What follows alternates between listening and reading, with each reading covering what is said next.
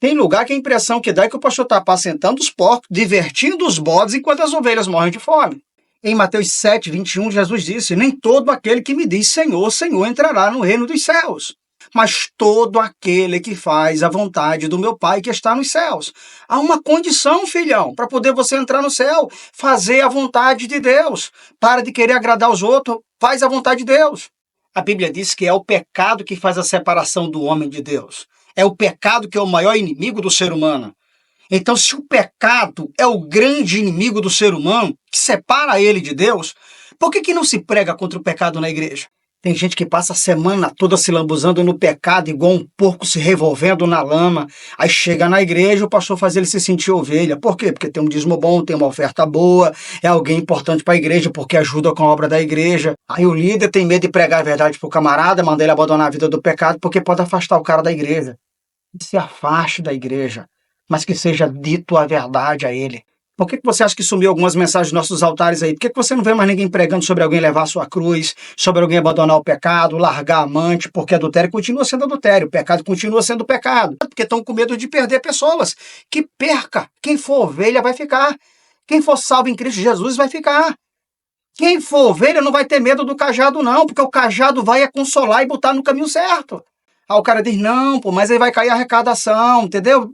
O dízimo, a oferta vai diminuir, porque os melhores aí, né, que contribuem melhor, sabe como é que é, né? Pô, os empresários que tem aí na igreja, se eu ficar batendo nessa área aí, eu vou perder. Perca, meu filho. O provedor da obra é Deus, não é esse empresário aí, não. Pregue a verdade. A verdade precisa voltar a ser pregada nos nossos altares. Doa quem doer, magoe a quem magoar. Só que essa galerinha que só quer ficar pregando mensagem de autoajuda, um dia vai ter que prestar conta com Deus. Porque talvez eles não saibam, mas eles vão ter que dar conta do que eles pregaram e do que eles não tiveram coragem de pregar. Ah, mas se eu pregar esse tipo de mensagem, eu vou esvaziar a igreja. Deixa esvaziar, meu querido. Chega com 5 lá em cima no céu e apresenta o Senhor. Pode chegarem lá assim, ó, todo arrebentado. Vai falar assim, Senhor, esses 5 aí que aguentou o ritmo lá. Lá era a palavra, entendeu? Só esses 5 aí que aguentou o tranco aí. É melhor fazer isso do que um rebanho inteiro ir para o inferno porque você não teve coragem de pregar o evangelho da verdade. Deus está à procura dos verdadeiros adoradores. O problema é que Deus não consegue encontrar esses verdadeiros adoradores nem nos próprios líderes das igrejas. Por que eu digo isso? Porque esses líderes estão montando toda uma programação na intenção de atrair pessoas e de agradar o público que está lá de membro deles. Se o culto é feito para Deus e ele está à procura dos verdadeiros adoradores, os hinos que deveriam ser louvados, tudo que acontece durante o culto, teria que ser voltado para quem? Para Deus. Só que o que a gente percebe não é isso. Os pastores, os líderes estão preocupados com os louvores que vão agradar o pessoal, o andamento do culto todo, já é todo cronometrado, tudo dentro do tempo. Não, as pessoas só querem ouvir mensagem de 20, 25 minutos.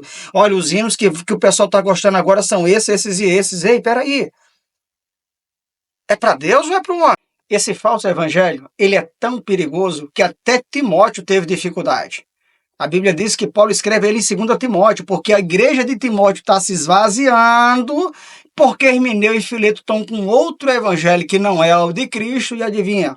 A igreja de Timóteo esvazia e a de Hermineu e Fileto vai enchendo. Aí Paulo escreve a Timóteo dizendo, olha, maneja bem a palavra do Senhor, não se desvia da palavra do Senhor, mantenha ela firme.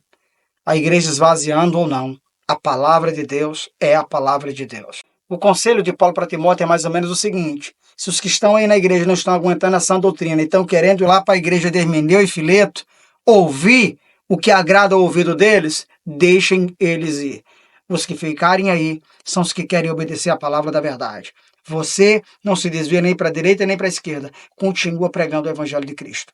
Só não vale a pena ficar segurando ninguém na igreja com mentira.